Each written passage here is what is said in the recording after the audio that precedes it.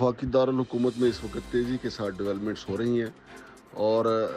ज़्यादातर जो है लोगों की नज़रें इस वक्त बन्नी गाला की तरफ लगी हुई हैं। चूँकि जब सुप्रीम कोर्ट का फ़ैसला आया 8:30 बजे, तो ऐन उस वक़्त जो पीटीआई के हमायदीन हैं, जो अकाबरीन हैं, जो उनकी मरकज़ी क़यादत है, उनकी बैठक बन्नी गाला में जारी थी और वज़ीर-ए-आज़म उनसे मशावरत कर रहे थे कि जो सुप्रीम कोर्ट का फ़ैसला आया उसके बाद क्या रद्द-ए-अमल देना है। और उसी फ़ैसले के बाद वज़ीर-ए-आज़म की तरफ से जो ट्वीट किया गया कि वो आखिरी बाल तक लड़ेंगे अपनी कौम के लिए, अपने वोटर के लिए, अपने सपोर्टर के लिए वो आखिरी बाल तक लड़ेंगे। और फिर ये भी उन्होंने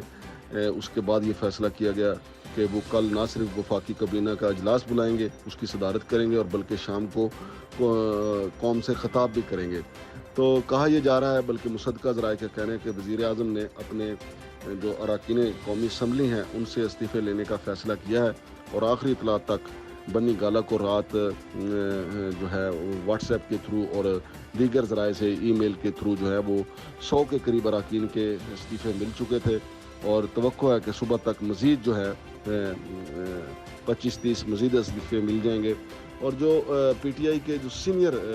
लीगल, आइनी और कानूनी माहिरीन हैं, उनका ये कहना है कि अगर कौमी असम्बली से 100 या 100 से ज़्यादा अरकान मुस्ताफ़ी हो जाएँ तो ये ऐवान जो है बेमानी हो जाएगा, लिहाजा फिर इलेक्शन की तरफ जाना पड़ेगा। और दूसरी तरफ ज़राए का ये भी कहना है कि वज़ीर-ए-आज़म और उनके साथी ये नुक्ता अवाम के सामने भी उठाने के लिए तैयार हैं और बल्कि हो सकता है कि कल वो कौम से ख़िताब के दौरान भी इस नुक्ते को उठाएँ कि उन्होंने वो ख़त जो अमेरिका की तरफ से लिखा गया, जिस पे रशिया की तरफ से रद्द-ए-अमल आया और फिर उसके अलावा जो है वो पाकिस्तान में उस पर काफ़ी रद्द-ए-अमल आया और यही वो ख़त था जिसके ऊपर कासिम सूरी ने जिसको बुनियाद बनाकर रोलिंग दी थी और तहरीक अदम-ए-एतमाद को कलअदम करार दे दिया था। तो वज़ीर-ए-आज़म कल कौम से ख़िताब में ये नुक्ता भी सामने रखेंगे कि सुप्रीम कोर्ट ने सिरे से इसको छेड़ा ही नहीं और इस ख़त का ज़िक्र ही नहीं किया और यही वो ख़त था जिससे पाकिस्तान के अंदरूनी मामलात में अमेरिका ने मुदाखलत की। तो वज़ीर-ए-आज़म ये इरादा रखते हैं कि वो अपना मामला अवाम के सामने रखें और वज़ीर-ए-आज़म की अब पूरी कोशिश होगी कि वो शहबाज शरीफ को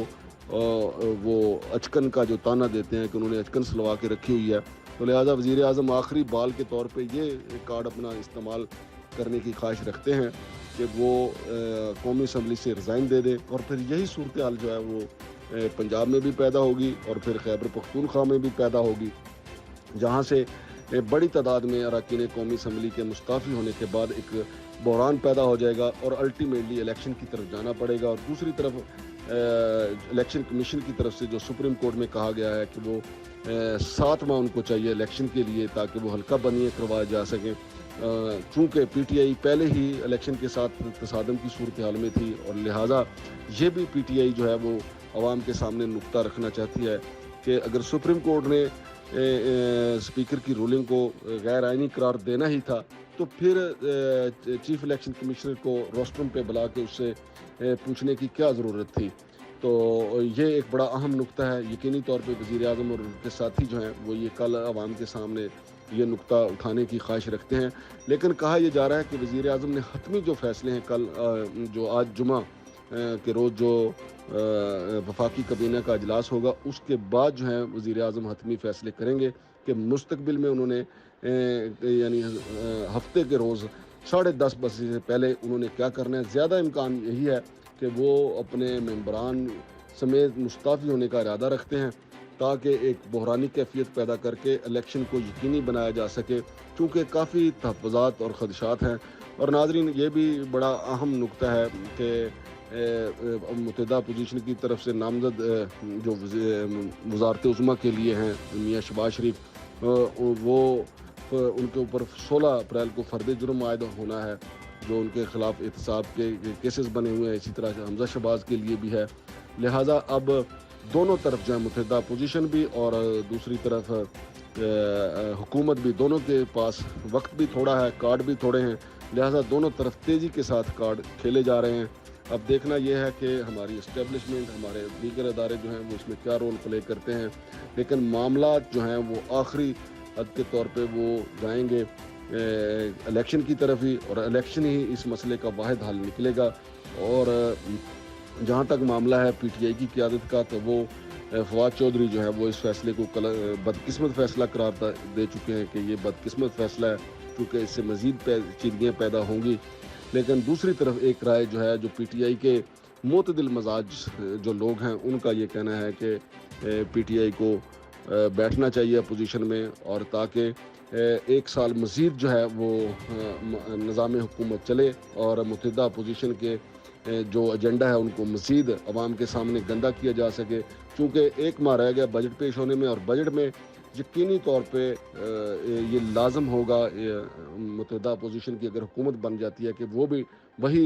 ٹیکسز لگائیں جو عمران خان لگاتے رہے ہیں، لہذا مہنگائی مزید بڑھے گی۔ اور اقتصادی ماہرین نے بھی یہ اشارہ دے دیا ہے کہ حکومت چاہے جس کی مرضی آ جائے لیکن عوام کے لیے کوئی اچھی خبر نہیں آئے گی، عوام کے لیے مہنگائی کی بری خبر آئے گی۔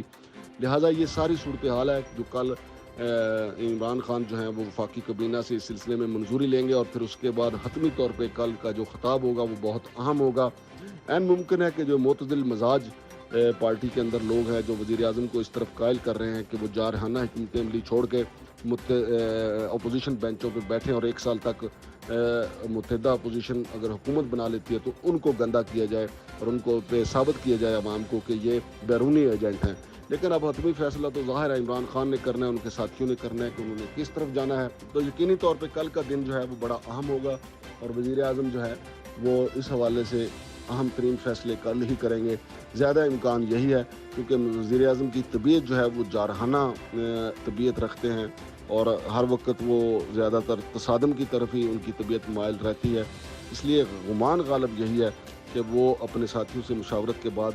قومی اسمبلی سے پہلے ابتدائی طور پہ استعفے دیں گے، پھر یہی صورتحال پنجاب میں پیدا ہوگی، اور پھر یہی اس کے بعد اگلا سلسلہ خیبر پختونخوا میں پیدا ہوگا، تو آٹومیٹکلی باقی دو صوبے جو ہیں وہ اسی کی لپیٹ میں آ جائیں گے، اسی سونامی کی لپیٹ میں آئیں گے، استعفوں کی سونامی جو آ رہی ہے اس کی لپیٹ میں آ جائیں گے۔ تو یہ ایک بحران جو ہے پھر الیکشن کی طرف چلا جائے گا۔ اور پی ٹی آئی پہلے بھی، حالانکہ جو چیف الیکشن کمیشنر راجہ سلطان سکندر ہیں وہ وزیر اعظم اور